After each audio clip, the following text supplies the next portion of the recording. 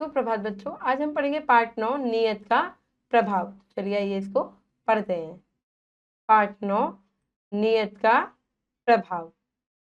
इसमें बच्चों बताया गया है कि अगर आपकी नियत अच्छी होगी तो सारे काम आपके सिद्ध होंगे, पर अगर आपकी नियत खराब हो जाएगी तो फलों का रस भी क्या होगा, कम हो जाएगा। ठीक है, चलिए आइए इसको पढ़ते हैं। हाय, बकरी दो गांव खा गई। बकरी क्या हुई, दो गांव खा गई। एक आदमी आगरा की सड़कों पर रोता चिल्लाता घूम रहा था। रोता चिल्लाता घूम रहा था कहाँ पर, आगरा की सड़कों पर। लोग आश्चर्य में थे कि भला बकरी गांव कैसे खा सकती है। भाई बकरी तो पत्ते खाती है, गांव कैसे खा सकती है। आखिर यह खबर बादशाह तक, अकबर तक पहुंची। बादशाह अकबर तक यह खबर पहुंची कि बकरी गांव खा गई दो। बादशाह ने उसे दरबार में बुलाया। उस आदमी को उन्होंने देखते ही पहचान लिया। बादशाह को याद आया कि वे कुछ समय पहले आगरा के पास किसी गांव में गए थे।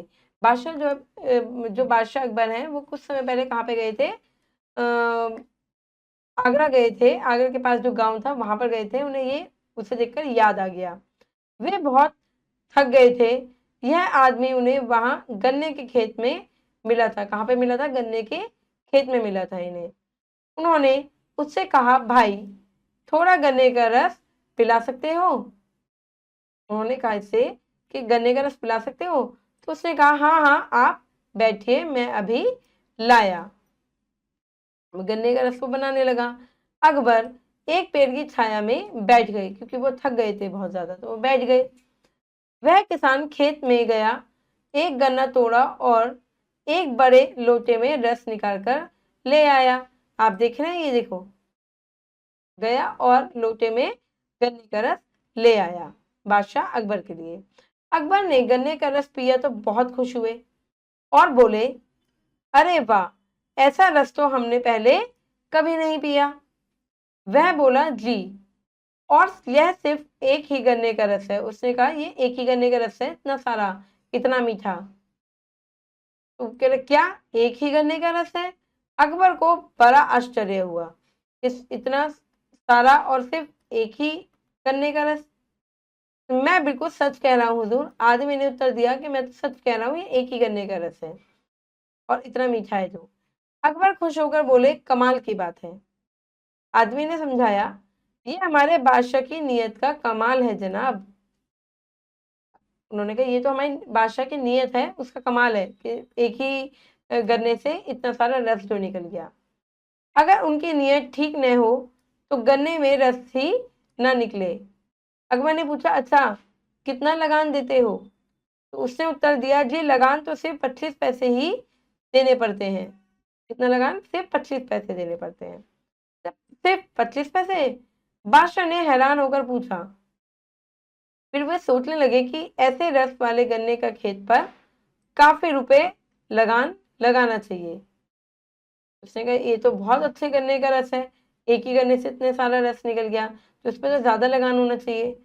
ठीक है, आगरा पहुंचते ही इसका लगान बढ़ा दूंगा, अभी से ज्यादा देना पड़ेगा 25 पैसे से।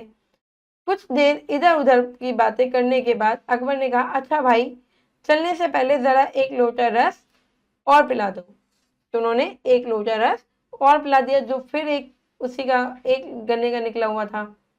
किसान लोटा लेकर चला गया।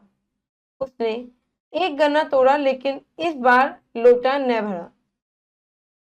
फिर एक के बाद एक 3-4 गन्ने तोड़े और उसका रस निकाला, फिर भी लोटा नहीं भरा। मतलब देखो, जैसे राजा के मन में नियत आई ना कि इसका लगान बढ़ा दूंगा, तो क्या हुआ, गन्ने का रस भी कम हो गया। जो पहले एक गन्ने से लोटा भर गया था, अब 3-4 गन्ने से भी लोटा भर नहीं रहा था, इतना भी रस उसमें से नहीं निकल रहा था।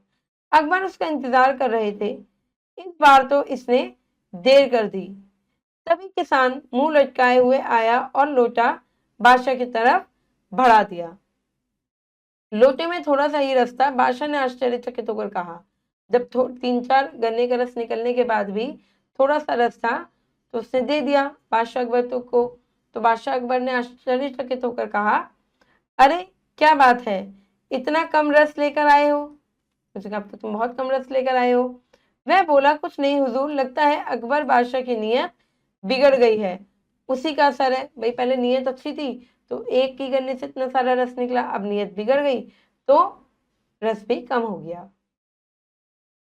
अकबर को लगा जैसे किसी ने उन्हें आसमान से जमीन पर पटक दिया हो, जैसे उसके दिमाग में आई लगान बढ़ा दूंगा तो रस भी कम हो गया।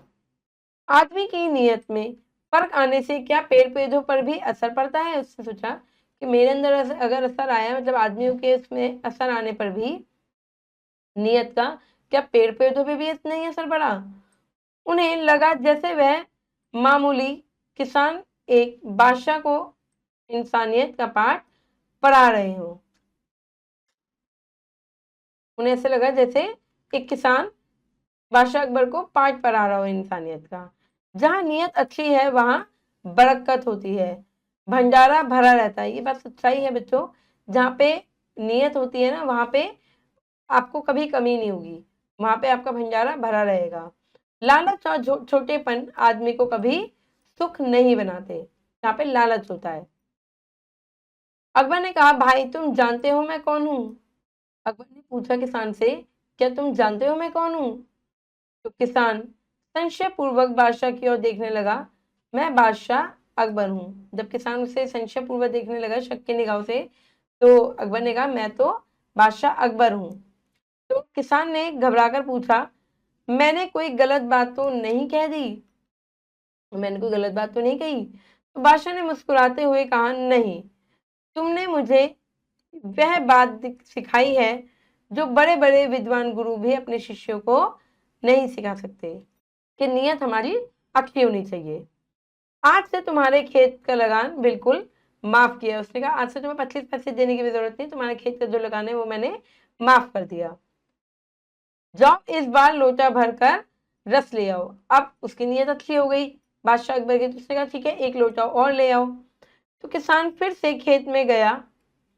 इस बार फिर से एक ही गन्ने के रस से लोटा भर गया। क्यों भर गया? क्योंकि नीयत अच्छी हो गई। वह खुश होकर दौड़ा दौड़ा आया, उसने लोटा आगे बढ़ा दिया। तो अकबर ने रस पिया।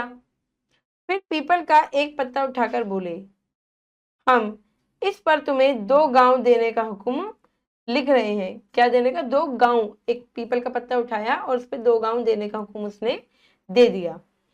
कल आगरा आना और पक्का कागज लिखवा लेना। मतलब अभी तो पत्ते पे लिख रहा हूँ, फिर तुम कल आना आगरा और उस मुझमें पक्का कागज ले जाना। तुम्हारे खाने पीने का इंतजाम इस गांव की आमदनी से हो जाएगा। तुम्हारे खाने पीने का इंतजाम भी मतलब हो जाएगा। तो किसान ने पीपल का पत्ता रख लिया। ठीक है, कल जाके एक कागज ले आऊंगा पक्का। अकबर चले गए। किसान काम में लगा रहा। कुछ देर बाद वह पत्ते की बात ही भूल गया। पत्ते की बात को भूल गया कि मुझे 2 गांव दिए गए हैं। किसान की बकरी आई और उस पत्ते को खा गई। उसकी बकरी आई और जो पत्ते पे लिख रखा था 2 गांव दिया, वो पत्ता वो खा गई। जब किसान को उस पत्ते की याद आई तो उसने देखा कि पत्ता तो अपनी जगह पर नहीं है। उसे याद आया एकदम अचानक से कि मुझे 2 गांव दिए गए थे पत्ते पर लिखकर। तो उसे याद आया, उसने देखा पत्ता तो अपनी जगह पे ही नहीं है। वह रोने और चिल्लाने लगा। अब भला उसे बादशाह कैसे पहचानेंगे? उसने कहा, अब कैसे पहचानेंगे? वो पत्ता ही तो एक पहचान थी। उस पत्ते को देखे बिना गांव कैसे देंगे? वह जोर जोर से रोता चिल्लाता आगरा पहुंचा। हाय बकरी, 2 गांव खा गई। अब बकरी द्वारा 2 गांव खाने का किस्सा सुनकर बादशाह अकबर किसान के भोलेपन पर बहुत हंसे कि ये कैसे कहता है ऐसे आगे ताकि मैं इसे पहचान लूं। फिर उसे 2 गांव देने का हुक्म लिखवा दिया और जाते जाते सावधान किया उसको कि इस बार इस गांव को बकरी से बचाना। सारा दरबार कह कहों से गूंज उठा और उसे 2 गांव मिल गए। चलिए बच्चों, करते हैं अभ्यास। सही उत्तर पर टिक करेंगे। बादशाह ने उसे कहाँ बुलवाया? दरबार में बुलवाया। वह आदमी उन्हें कहाँ मिला था? गन्ने के खेत में मिला था। जहां नीयत अच्छी है वहां वहां क्या होती है? जहां पे नीयत अच्छी होती है वहां पे क्या होती है? बरकत होती है। किसान की बकरी क्या खा गई थी? पीपल का पत्ता, जिसपे लिखा था बादशाह बने के 2 गांव दूंगा। ठीक है, चलिए करिए रिक्त स्थानों की पूर्ति कीजिए। चलिए बच्चों रिक्त स्थानों की पूर्ति करते हैं। एक आदमी रोता चिल्लाता डैश पर घूम रहा था, कहाँ पर? सड़कों पे। कहाँ पे घूम रहा था? सड़कों पर घूम रहा था। अकबर एक डैश की छाया में बैठ गए, पेड़ की छाया में। पेड़ की छाया में बैठ गए। गन्ने के खेत का लगान कितना था? 25 पैसे। कितना था? 25 पैसे था। अकबर ने किसान के खेत का डैश माफ कर दिया। क्या कर दिया? लगान को माफ कर दिया था। अकबर ने किसान को डैश इनाम में दिए, क्या? 2 गांव दे दिए थे। 2 गांव इनाम में दे दिए थे। चलिए बच्चों आगे बढ़ते हैं, करते हैं सही मिलान कीजिए। गन्ने का खेत, बादशाह अकबर, पेड़ की छाया, लगान कितना था? 25 पैसे, और मामूली किसान।